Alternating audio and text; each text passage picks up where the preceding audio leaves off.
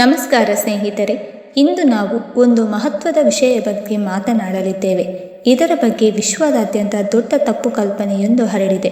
ಸಾಮಾನ್ಯವಾಗಿ ಜನರು ಮಧುಮೇಹ ಎಂದಿಗೂ ಗುಣವಾಗದು, ಅದನ್ನು ಕೇವಲ ನಿಯಂತ್ರಣದಲ್ಲಿ ಇಡಬಹುದು ಎಂದು ಹೇಳುವುದನ್ನು ನೀವು ಕೇಳಿರಬಹುದು. ಆದರೆ ಸ್ನೇಹಿತರೆ, ಈ ಧಾರಣೆ ಸಂಪೂರ್ಣವಾಗಿ ತಪ್ಪಾಗಿದೆ. ನನ್ನ ಕಣ್ಣೆದುರಿಗೆ ಎಷ್ಟೋ ಜನರ ಮಧುಮೇಹ ಸಂಪೂರ್ಣವಾಗಿ ಗುಣವಾಗಿರುವುದನ್ನು ನಾನು ಕಂಡಿದ್ದೇನೆ. ಅವರ ಎಲ್ಲ ಔಷಧಿಗಳು ನಿಂತಿವೆ ಮತ್ತು ಡಾಕ್ಟರ್ಸ್ಗಳೇ ಅವರು ಈಗ ಸಂಪೂರ್ಣವಾಗಿ ಆರೋಗ್ಯವಾಗಿದ್ದಾರೆ ಎಂದು ಹೇಳಿದ್ದಾರೆ. ಆಶ್ಚರ್ಯದ ಸಂಗತಿ ಎಂದರೆ ಇದಕ್ಕಾಗಿ ಅವರಿಗೆ ಕಠಿಣ ಉಪವಾಸವು ಅಥವಾ ಹಸಿವಿನಿಂದ ಕೂಡಿರುವ ಡಯಟ್ನ ಅಗತ್ಯವಿಲ್ಲ. ಕೇವಲ ಆಹಾರ ಕ್ರಮದಲ್ಲಿ ಕೆಲವು ಬದಲಾವಣೆಗಳನ್ನು ಮಾಡಿದರೆ ಅಷ್ಟೇ ಸಾಕು. 3-4 ತಿಂಗಳುಗಳಲ್ಲಿ ಮಧುಮೇಹಕ್ಕೆ ವಿದಾಯ ಹೇಳಿದರು. ಮೊದಲಿಗೆ ನಾವು ನಮ್ಮ ಮನಸ್ಸಿನಲ್ಲಿ ಒಂದು ವಿಷಯವನ್ನು ದೃಢವಾಗಿ ತಿಳಿದುಕೊಳ್ಳಬೇಕು. ಮಧುಮೇಹ ಒಂದು ರೋಗವಲ್ಲ, ಬದಲಿಗೆ ಒಂದು ಆಹಾರ ಕ್ರಮದ ತೊಂದರೆ, ಅಂದರೆ ಡಯಟರಿ ಡಿಸಾರ್ಡರ್. ಇದು ನಮ್ಮ ತಪ್ಪಾದ ಆಹಾರ ಕ್ರಮದಿಂದ ಉಂಟಾಗುತ್ತದೆ ಮತ್ತು ಸರಿಯಾದ ಆಹಾರದ ಬದಲಾವಣೆಗಳನ್ನು ಮಾಡಿದಾಗ ಇದು ಸಂಪೂರ್ಣವಾಗಿ ಗುಣವಾಗಬಹುದು. ಈಗಲೇ ನಿಮಗೆ ಇದರ ಮೇಲೆ ನಂಬಿಕೆ ಇಲ್ಲದಿರಬಹುದು, ಆದರೆ ಒಮ್ಮೆ ಇದನ್ನು ಪ್ರಯತ್ನಿಸಿ ನೋಡಿ. ಯಾವುದೇ ನಷ್ಟವಿಲ್ಲ, ಕೇವಲ ಲಾಭವಷ್ಟೇ ಆಗುತ್ತದೆ. ಇಂದಿನ ಈ ವಿಡಿಯೋದಲ್ಲಿ ನಾನು ನಿಮಗೆ 6 ಆಹಾರ ಪದಾರ್ಥಗಳ ಬಗ್ಗೆ ತಿಳಿಸಲಿದ್ದೇನೆ. ಇವುಗಳನ್ನು ನಿಮ್ಮ ದೈನಂದಿನ ಆಹಾರದಲ್ಲಿ ಸೇರಿಸಿಕೊಂಡರೆ ಮಧುಮೇಹ ಧೀಮವಾಗಿ ಕಡಿಮೆಯಾಗುವುದನ್ನು ಮತ್ತು ಕೊನೆಗೊಳ್ಳುವುದನ್ನು ನೀವು ಕಾಣಬಹುದು. ವಿಡಿಯೋ ನೋಡುವ ಮೊದಲು ನಿಮ್ಮ ರಕ್ತದ ಸಕ್ಕರೆ ಮಟ್ಟವನ್ನು ಗಮನಿಸಿಕೊಳ್ಳಿ. ನಾಳೆಯಿಂದಲೇ ಈ ಆಹಾರಗಳನ್ನು ನಿಮ್ಮ ಡಯಟ್ನಲ್ಲಿ ಸೇರಿಸಿಕೊಳ್ಳಿ. 3 ತಿಂಗಳುಗಳ ನಂತರ ರಕ್ತದ ಸಕ್ಕರೆ ಪರೀಕ್ಷೆ ಮಾಡಿದಾಗ ನಿಮ್ಮ ಸಕ್ಕರೆ ಮಟ್ಟದಲ್ಲಿ ಸ್ಪಷ್ಟ ವ್ಯತ್ಯಾಸ ಕಾಣಬಹುದು. ಈ ಎಲ್ಲ ಆಹಾರಗಳು ಯಾವುದೇ ಅಪರೂಪದ ಅಥವಾ ದುಬಾರಿ ವಸ್ತುಗಳಲ್ಲ. ಇವು ನಿಮ್ಮ ಸುತ್ತಮುತ್ತಲಿನ ಮಾರುಕಟ್ಟೆಯಲ್ಲಿ ಸುಲಭವಾಗಿ ಸಿಗುತ್ತದೆ. ಆದರೆ ಸಮಸ್ಯೆ ಏನೆಂದರೆ ನಾವು ಇವುಗಳನ್ನು ನಿಯಮಿತವಾಗಿ ಸೇವಿಸುವುದಿಲ್ಲ.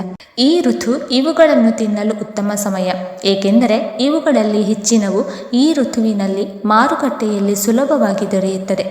ಹಾಗಾದರೆ ತಡ ಮಾಡದೆ ಮಧುಮೇಹವನ್ನು ಮೂಲದಿಂದ ಕಿತ್ತೊಗೆಯುವ ಪ್ರಯತ್ನವನ್ನು ಪ್ರಾರಂಭಿಸೋಣ. ಮೊದಲ ಸೂಪರ್ ಫುಡ್ ಕುಂಬಳಕಾಯಿ. ಬೇಸಿಗೆಯಲ್ಲಿ ಈ ವಿಶೇಷ ತರಕಾರಿ ಮಧುಮೇಹ ರೋಗಿಗಳಿಗೆ ವರದಾನದಂತಿದೆ. ಇದಕ್ಕೆ 4 ಮುಖ್ಯ ಕಾರಣಗಳಿವೆ. ಪ್ರಾಕೃತಿಕ ಸಂಯುಕ್ತಗಳು. ಕುಂಬಳಕಾಯಿಯಲ್ಲಿ ಕೆಲವು ವಿಶೇಷ ಪ್ರಾಕೃತಿಕ ಸಂಯುಕ್ತಗಳಿವೆ. ಇವು ರಕ್ತದ ಸಕ್ಕರೆ ಮಟ್ಟವನ್ನು ಸಹಜವಾಗಿ ಕಡಿಮೆ ಮಾಡುತ್ತದೆ. 2009ರ ಅಧ್ಯಯನದಲ್ಲಿ ಕುಂಬಳಕಾಯಿಯಲ್ಲಿ ಟ್ರ್ಯಾಗಸಿಡ್ ಎಂಬ ತತ್ವವಿದೆ ಎಂದು ಕಂಡುಬಂದಿದೆ. ಇದು ಮಧುಮೇಹದ ಮೂಲ ಕಾರಣವಾದ ಇನ್ಸುಲಿನ್ ರೆಸಿಸ್ಟೆನ್ಸ್ ಅನ್ನು ಸರಿಪಡಿಸುತ್ತದೆ. ಇನ್ಸುಲಿನ್ ರೆಸಿಸ್ಟೆನ್ಸ್ ಕಡಿಮೆಯಾದಾಗ ರಕ್ತದ ಸಕ್ಕರೆ ಸಹಜವಾಗಿ ಸಾಮಾನ್ಯವಾಗುತ್ತದೆ. ಮೆಂತ್ಯ ಬೀಜ. ಕುಂಬಳಕಾಯಿಯ ತರಕಾರಿಯಲ್ಲಿ ಸಾಮಾನ್ಯವಾಗಿ ಬಳಸುವ ಮಸಾಲೆ ಎಂದರೆ ಮೆಂತ್ಯ ಬೀಜ. ಮೆಂತ್ಯ ಬೀಜ ಮಧುಮೇಹಕ್ಕೆ ಔಷಧದಂತೆ ಕೆಲಸ ಮಾಡುತ್ತದೆ. ಒಬ್ಬ ವ್ಯಕ್ತಿ ರಾತ್ರಿ 1 ಚಮಚ ಮೆಂತ್ಯ ಬೀಜವನ್ನು ನೀರಿನಲ್ಲಿ ನೆನೆಸಿಟ್ಟು ಬೆಳಗ್ಗೆ ತಿಂಡಿಗೆ ಮೊದಲು ಆ ನೀರು ಸಹಿತ ಸೇವಿಸಿದರೆ ಕೆಲವೇ ದಿನಗಳಲ್ಲಿ ರಕ್ತದ ಸಕ್ಕರೆ ಮಟ್ಟ ಕಡಿಮೆಯಾಗುತ್ತದೆ. ಕುಂಬಳಕಾಯಿಯ ತರಕಾರಿಯಲ್ಲಿ ಮೆಂತ್ಯ ಬೀಜವನ್ನು ಹಾಕಲೇಬೇಕಾದ್ದರಿಂದ ಇದರ ಸೇವನೆಯಿಂದ ಈ ಲಾಭವು ಸಿಗುತ್ತದೆ. ಕುಂಬಳಕಾಯಿಯ ಬೀಜ ತರಕಾರಿ ತಯಾರಿಸುವಾಗ ಈ ಬೀಜಗಳನ್ನು ಎಂದಿಗೂ ಎಸೆಯಬೇಡಿ. ಇವು ಪಂಪ್ಕಿನ್ ಸೀಡ್ಸ್ ಎಂದು ಕರೆಯಲ್ಪಡುತ್ತದೆ ಮತ್ತು ಇದರ ಲಾಭಗಳು ಅಸಂಖ್ಯ. 2018ರ ಅಧ್ಯಯನದಲ್ಲಿ ತಮ್ಮ ಆಹಾರದಲ್ಲಿ ಪಂಪ್ಕಿನ್ ಸೀಡ್ಸ್ ಸೇರಿಸಿಕೊಂಡವರು ಊಟದ ನಂತರದ ರಕ್ತದ ಸಕ್ಕರೆ ಮಟ್ಟವು ಸುಮಾರು 35% ಕಡಿಮೆಯಾಗಿದೆ ಎಂದು ಕಂಡುಬಂದಿದೆ. ಇದಕ್ಕೆ ಕಾರಣ ಈ ಬೀಜಗಳಲ್ಲಿ ಶಕ್ತಿಶಾಲಿ ಆಂಟಿಆಕ್ಸಿಡೆಂಟ್ಗಳು, ಆರೋಗ್ಯಕರ ಕೊಬ್ಬುಗಳು ಮತ್ತು ಸಾಕಷ್ಟು ನಾರಿನಾಂಶವಿದೆ. ಇವು ರಕ್ತದ ಸಕ್ಕರೆಯನ್ನು ಸ್ಥಿರವಾಗಿಡಲು ಸಹಾಯ ಮಾಡುತ್ತದೆ. ಹಸಿರು ಕುಂಬಳಕಾಯಿ. ರಕ್ತದ ಸಕ್ಕರೆಗೆ ಹಸಿರು ಕುಂಬಳಕಾಯಿ ಹೆಚ್ಚು ಪ್ರಯೋಜನಕಾರಿ, ಏಕೆಂದರೆ ಇದರ ತರಕಾರಿ ತಯಾರಿಸುವಾಗ ಸಿಪ್ಪೆ ತೆಗೆಯುವುದಿಲ್ಲ. ಇದರಿಂದ ಹೆಚ್ಚಿನ ನಾರಿನಾಂಶ ಮತ್ತು ಪೋಷಕಾಂಶಗಳು ದೊರೆಯುತ್ತದೆ. ಒಂದು ವಿಷಯವನ್ನು ಗಮನದಲ್ಲಿಡಿ, ಕುಂಬಳಕಾಯಿಯ ತರಕಾರಿಯಲ್ಲಿ ಸಕ್ಕರೆ ಸೇರಿಸಬೇಡಿ, ಏಕೆಂದರೆ ಇದು ಸಹಜವಾಗಿಯೇ ಸ್ವಲ್ಪ ಸಿಹಿಯಾಗಿರುತ್ತದೆ ಮತ್ತು ಮಧುಮೇಹ ರೋಗಿಗಳು ಸಕ್ಕರೆಯನ್ನು ಸಂಪೂರ್ಣವಾಗಿ ತಪ್ಪಿಸಬೇಕು. 2ನೇ ಸೂಪರ್ ಫುಡ್ ಹಾಗಲಕಾಯಿ. ಹಾಗಲಕಾಯಿ ಮಧುಮೇಹಕ್ಕೆ ರಾಮಬಾಣದಂತಿದೆ. ಇದರಲ್ಲಿ ಇನ್ಸುಲಿನ್ ಉತ್ಪಾದನೆಯ ಸಾಮರ್ಥ್ಯವನ್ನು ಹೆಚ್ಚಿಸುವ ತತ್ವಗಳಿವೆ.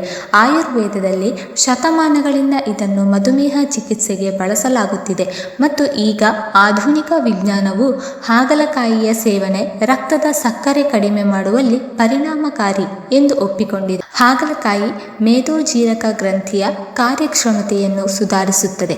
ಇದು ಮಧುಮೇಹದಲ್ಲಿ ಹೆಚ್ಚು ಪರಿಣಾಮ ಬೀರುತ್ತದೆ. ಇತ್ತೀಚಿನ ಸಂಶೋಧನೆಗಳು ಹಾಗಲಕಾಯಿಯ ರಸವು ಮೇದೋಜೀರಕ ಗ್ರಂಥಿಯ ಕ್ಯಾನ್ಸರ್ಗೂ ಉಪಯುಕ್ತವಾಗಬಹುದು ಎಂದು ತಿಳಿಸಿದೆ. ಆದರೆ ಸಮಸ್ಯೆ ಏನೆಂದರೆ ಹಾಗಲಕಾಯಿಯ ರುಚಿ ಕಹಿಯಾಗಿರುತ್ತದೆ. ಆದ್ದರಿಂದ ಇದನ್ನು ತಿನ್ನಲು ಅಥವಾ ರಸ ಕುಡಿಯಲು ಜನರಿಗೆ ಕಷ್ಟವಾಗುತ್ತದೆ. ಆದರೆ 2 ವಿಧಾನಗಳಿಂದ ಹಾಗಲಕಾಯಿಯ ರಸವನ್ನು ರುಚಿಕರ ಮತ್ತು ಕುಡಿಯಲು ಯೋಗ್ಯವಾಗಿ ಮಾಡಬಹುದು. ಮೊದಲ ವಿಧಾನ, ಒಂದು ಹಾಗಲಕಾಯಿಯನ್ನು ಚಿಕ್ಕ ತುಂಡುಗಳಾಗಿ ಕತ್ತರಿಸಿ 1 ಗ್ಲಾಸ್ ನೀರಿಗೆ ಸ್ವಲ್ಪ ಶುಂಠಿ ಸೇರಿಸಿ ಮಿಕ್ಸಿಯಲ್ಲಿ ರುಬ್ಬಿ, ಆನಂತರ 1 ಚಮಚ ಸೈಂಧವ ಲವಣ ಅಥವಾ ಕಾಳು ಮೆಣಸಿನ ಉಪ್ಪು ಸೇರಿಸಿ 1 ನಿಂಬೆ ರಸವನ್ನು ಹಿಂಡಿ ಚೆನ್ನಾಗಿ ಮಿಶ್ರ ಮಾಡಿ ಶುಂಠಿ, ನಿಂಬೆ ಮತ್ತು ಕಾಳು ಮೆಣಸಿನ ಉಪ್ಪು ಸೇರಿಸಿದರೆ ರುಚಿ ಸುಧಾರಿಸುವುದು ಮಾತ್ರವಲ್ಲ, ಇದರ ಲಾಭಗಳು ಹೆಚ್ಚಾಗುತ್ತದೆ. ಎರಡನೇ ವಿಧಾನ, ಹಾಗಲಕಾಯಿಯನ್ನು ಸೋರೆಕಾಯಿಯೊಂದಿಗೆ ಮಿಶ್ರ ಮಾಡಿ ರಸ ತಯಾರಿಸಿ. ಸೋರೆಕಾಯಿಯು ಹೆಲ್ದಿಯಾಗಿದ್ದು ಇದನ್ನು ಹಾಗಲಕಾಯಿಯೊಂದಿಗೆ ಮಿಶ್ರ ಮಾಡಿದಾಗ ಕಹಿಯಾದ ರುಚಿಯನ್ನು ಗಣನೀಯವಾಗಿ ಕಡಿಮೆ ಮಾಡುತ್ತದೆ. ಆದರೆ ಸೋರೆಕಾಯಿ ಕಹಿಯಾಗಿರದಂತೆ ಗಮನವಿಡಿ. ಹಾಗಲಕಾಯಿಯ ರಸವನ್ನು ಕುಡಿಯಲು ಉತ್ತಮ ಸಮಯವೆಂದರೆ ಬೆಳಿಗ್ಗೆ ತಿಂಡಿಗೆ ಅರ್ಧ ಗಂಟೆಯ ಮೊದಲು ಅಥವಾ ಮಧ್ಯಾಹ್ನ ಊಟದ 1:30ರಿಂದ 7 ಗಂಟೆಗಳ ನಂತರ. ಮತ್ತು ಇದರ ಬೀಜಗಳನ್ನು ತೆಗೆಯುವ ಅಗತ್ಯವಿಲ್ಲ, ಏಕೆಂದರೆ ಆ ಬೀಜಗಳಲ್ಲಿಯೂ ಸಾಕಷ್ಟು ಪೋಷಕಾಂಶಗಳಿವೆ. ಮೂರನೆಯ ಸೂಪರ್ ಫುಡ್, ಬೀಜಗಳು ಮತ್ತು ಕಾಯಿಗಳು. ಆಗಾಗ ಊಟದ ಮಧ್ಯೆ ಹಸಿವಾದಾಗ ನಾವು ಬಿಸ್ಕಿಟ್, ಚಿಪ್ಸ್ ಅಥವಾ ಫಾಸ್ಟ್ ಫುಡ್ ತಿನ್ನುತ್ತೇವೆ. ಈ ಚಿಕ್ಕ ಚಿಕ್ಕ ತಪ್ಪುಗಳೇ ಮಧುಮೇಹವನ್ನು ಗುಣವಾಗದಂತೆ ತಡೆಯುತ್ತದೆ. ಈ ತಿಂಡಿಗಳ ಬದಲಿಗೆ ಕಾಯಿಗಳು, ಬೆಣ್ಣೆಹಣ್ಣುಗಳು ಅಥವಾ ಬೀಜಗಳನ್ನು ತಿಂದರೆ ಹಸಿವು ನೀಗುವುದು ಮಾತ್ರವಲ್ಲ, ರಕ್ತದ ಸಕ್ಕರೆಯು ಸ್ಥಿರವಾಗಿರುತ್ತದೆ. ಕಮಲದ ಬೀಜ, ಮಖೇನ, ಇದನ್ನು ತುಪ್ಪದಲ್ಲಿ ಸ್ವಲ್ಪ ಶಾಖದಲ್ಲಿ ಹುರಿದರೆ ಚಿಪ್ಸ್ಗಿಂತಲೂ ರುಚಿಕರವಾಗುತ್ತದೆ. ಅನೇಕ ಅಧ್ಯಯನಗಳು ಕಮಲದ ಬೀಜವನ್ನು ರಕ್ತದ ಸಕ್ಕರೆ ಕಡಿಮೆ ಮಾಡುವ ಉನ್ನತ ಆಹಾರಗಳಲ್ಲಿ ಒಂದು ಎಂದು ಗುರುತಿಸಿವೆ. ಬಾಳೆಹಣ್ಣು ಮತ್ತು ಗೋಡಂಬಿ.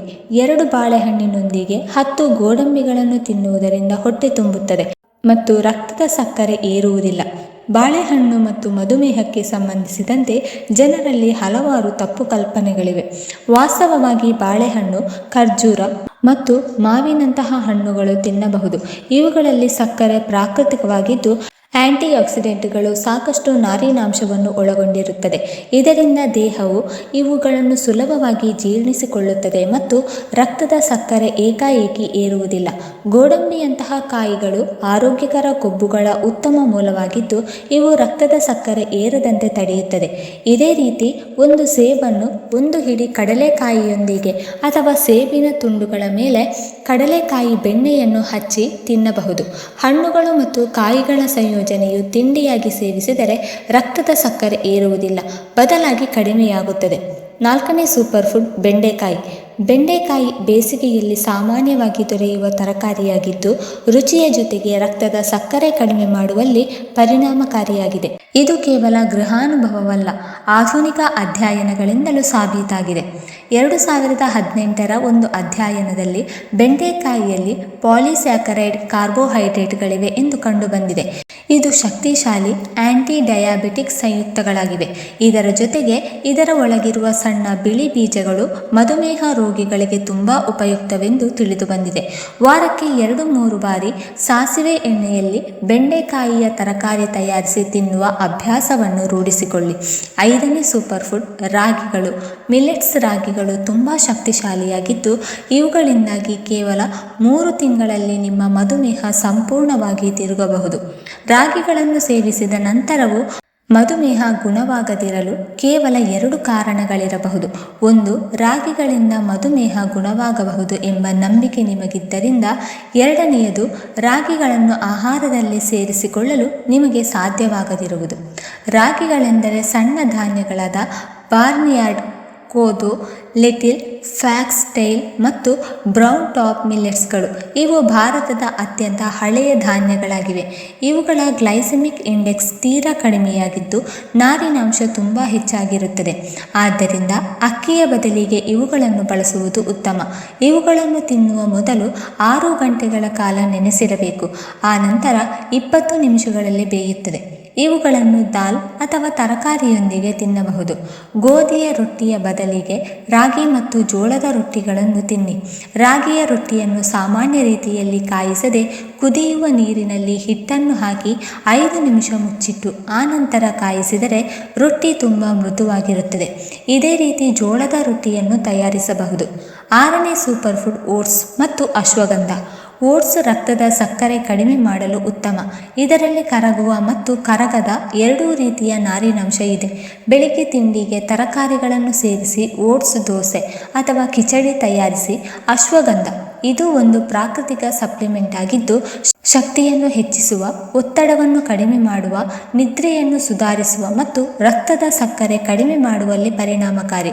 24 ವಿಭಿನ್ನ ಅಧ್ಯಯನಗಳ ವಿಮರ್ಶೆಯ ನಂತರ ವಿಜ್ಞಾನಿಗಳು ಅಶ್ವಗಂಧವು ರಕ್ತದ ಸಕ್ಕರೆಯನ್ನು ಗಣನೀಯವಾಗಿ ಕಡಿಮೆ ಮಾಡುತ್ತದೆ ಮತ್ತು ಇನ್ಸುಲಿನ್ ಉತ್ಪಾದನೆಯನ್ನು ಹೆಚ್ಚಿಸುತ್ತದೆ ಎಂದು ಒಪ್ಪಿಕೊಂಡಿದ್ದಾರೆ.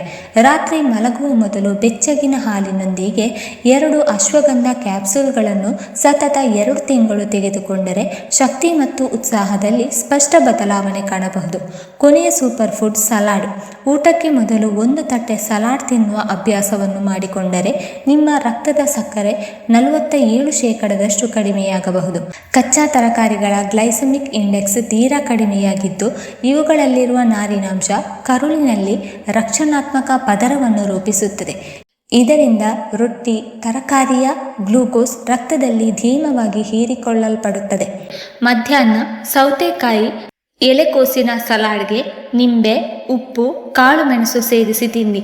ರಾತ್ರಿ ಈರುಳ್ಳಿಯ ಸಲಾಡ್ ತಿನ್ನಿ. ಕಚ್ಚಾ ಕೆಂಪು ಈರುಳ್ಳಿಯಲ್ಲಿ ಕೆಲವೇ ಗಂಟೆಗಳಲ್ಲಿ ರಕ್ತದ ಸಕ್ಕರೆ ಕಡಿಮೆ ಮಾಡುವ ಸಂಯುಕ್ತಗಳಿವೆ. ಒಂದು ಅಧ್ಯಯನದಲ್ಲಿ ಊಟಕ್ಕೆ ಮೊದಲು 100 ಗ್ರಾಂ ಈರುಳ್ಳಿಯ ಸಲಾಡ್ ನೀಡಿದಾಗ 4 ಗಂಟೆಗಳಲ್ಲಿ ರಕ್ತದ ಸಕ್ಕರೆ 40 ಪಾಯಿಂಟ್ಗಳಷ್ಟು ಕಡಿಮೆಯಾಗುತ್ತದೆ.